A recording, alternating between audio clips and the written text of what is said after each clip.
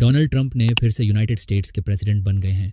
Election campaign में Trump ने कहा था कि अगर वो जीत गए तो वो मिडल ईस्ट में जो इजराइल, हमास और हेजबुल्लाह के बीच लड़ाई चल रही है उसे ख़त्म करेंगे। ये कहना सुना जा रहा है कि इस बयान ने यूएस इलेक्शंस पर असर डाला और अमेरिकन मुस्लिम्स ने ट्रंप को वोट दिया। कई मुस्लिम लीडर्स ने भी ओपनली ट्रंप को सपोर्ट करने की अपील की, जिसका इलेक्शन रिजल्ट्स पर भी फ़र्क पड़ा। कमाला हैरिस हार गई और ट्रंप दूसरी बार प्रेसिडेंट बन गए हैं। अब सवाल ये है, क्या ट्रंप सच में इन कॉन्फ्लिक्ट्स को ख़त्म कर पाएंगे? ये शक उनके पहले टर्म से ही आ रहा है, जब उन्होंने 7 मुस्लिम मेजॉरिटी कंट्रीज़ के सिटीजन्स पर ट्रैवल बैन लगा दिया था।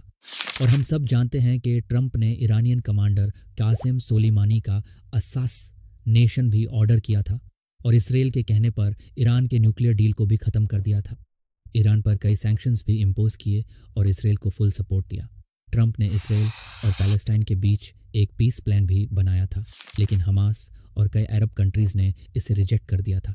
हम इस वीडियो में इस प्लान को डिटेल में डिस्कस करेंगे, क्योंकि इसमें ट्रंप का पर्सपेक्टिव इसराइल पैलेस्टाइन कॉन्फ्लिक्ट के बारे में दिखता है। साथ ही हम देखेंगे कि कैसे एक Israeli group American Israel public affairs committee AIPAC US में इजरायली एजेंडा को प्रमोट करता है, एक्सटेंसिव लॉबिंग करता है और इलेक्शंस को भी इन्फ्लुएंस करने का इल्ज़ाम है उस पर। क्या आपको पता है कि इस इलेक्शन में AIPAC ने ट्रंप को सपोर्ट किया, लेकिन सबके बावजूद ट्रंप के लिए नेतान्याहू को सपोर्ट करना आसान नहीं होगा। सबसे बड़ा रीज़न है अरब कंट्रीज़। बहुत सारी US फंडिंग इसराइल और यूक्रेन की वॉर्स को सपोर्ट करने में जा रही है। इस पर अमेरिका में डिबेट चल रही है कि क्या ये एक्सपेंडिचर ज़रूरी है। लोग पूछ रहे हैं कि ये पैसा जो वॉर्स पर खर्च हो रहा है उसे US में हेल्थ केयर, डिज़ास्टर मैनेजमेंट और एजुकेशन को इम्प्रूव किया जा सकता था। ट्रंप ने खुद कहा है कि अमेरिका अकेला फाइनेंशियल कंट्रीब्यूटर रहा है और अब दूसरे कंट्रीज़ को भी इसमें शेयर लेना चाहिए। दूसरी तरफ कुछ लोग कहते हैं कि अमेरिका का इकोनॉमी इसी तरह चलता है, वॉर्स को फ्यूल करना, वेपन्स सेल करना और रेवेन्यू कमाना। मेरा मकसद आपको कंफ्यूज करना नहीं है, मैं बस ये हाईलाइट करना चाहता हूँ कि ट्रंप के वॉर्स को रोकने का क्लेम सीधा नहीं है। चलिए इसके और ग्लोबल इम्पैक्ट्स को समझते हैं। फ्रेंड्स, एक US का स्टेट है मिशिगन और वहाँ एक सिटी है डियरबॉर्न जो अरब अमेरिकन और मुस्लिम कम्युनिटीज़ के लिए मशहूर है। हिस्टोरिकली इस सिटी के वोटर्स जो बाइडेन की डेमोक्रेटिक पार्टी को कंसिस्टेंटली सपोर्ट करते आए हैं, लेकिन इस बार डियरबॉर्न के वोटर्स ने ट्रंप की पार्टी को सपोर्ट किया। सिंपल रीज़न था, लोगों ने गाज़ा में इनोसेंट सिविलियंस के खिलाफ वायलेंस को लेकर अपनी आवाज़ उठाई, लेकिन बाइडेन एडमिनिस्ट्रेशन ने इसराइल को सपोर्ट किया। ट्रंप ने इस सेंटिमेंट का पूरा फ़ायदा उठाया और प्रॉमिस किया कि वो ये वॉर ख़त्म करेंगे। इसका असर डियरबॉर्न के अलावा और भी कई US एरियाज़ में देखा गया, जहां अमेरिकन मुस्लिम्स ने ट्रंप को सपोर्ट किया। ट्रंप ने राउंड टेबल डिस्कशंस रखी, इमाम्स को बुलाया और अरब कंट्रीज़ के लीडर्स को भी अपनी कैंपेन में शामिल किया। दूसरी तरफ कमाला हैरिस और उनकी पार्टी ने यह अस्यूम किया कि अरब मुस्लिम्स के पास उनके अलावा और कोई ऑप्शन नहीं है। लेकिन सिर्फ मुस्लिम्स ही नहीं, कई ह्यूमन राइट्स एडवोकेट्स और कंसर्न्ड लोगों ने बाइडेन के स्टैंड को क्रिटिसाइज़ किया और डेमोक्रेटिक पार्टी से अलग हो गए, जो वोट काउंट पर असर डालने लगा। ये सिर्फ मुस्लिम्स का ट्रंप के लिए वोटिंग नहीं था। काफ़ी की एरियाज़ में जहां बाइडेन की पार्टी नैरो मार्जिन से जीतती थी, मुस्लिम्स और ब्लैक वोटर्स ने वोटिंग ही नहीं की, जो इनडायरेक्टली ट्रंप के फेवर में गया। गजा इसराइल वॉर का US इलेक्शंस पर काफ़ी इम्पैक्ट था और ट्रंप ने इसका पूरा फ़ायदा उठाया। लेकिन सवाल अब भी वही है, क्या वो इंसान जो कभी मुस्लिम बन को सपोर्ट करता था वाकई चेंज हो गया है?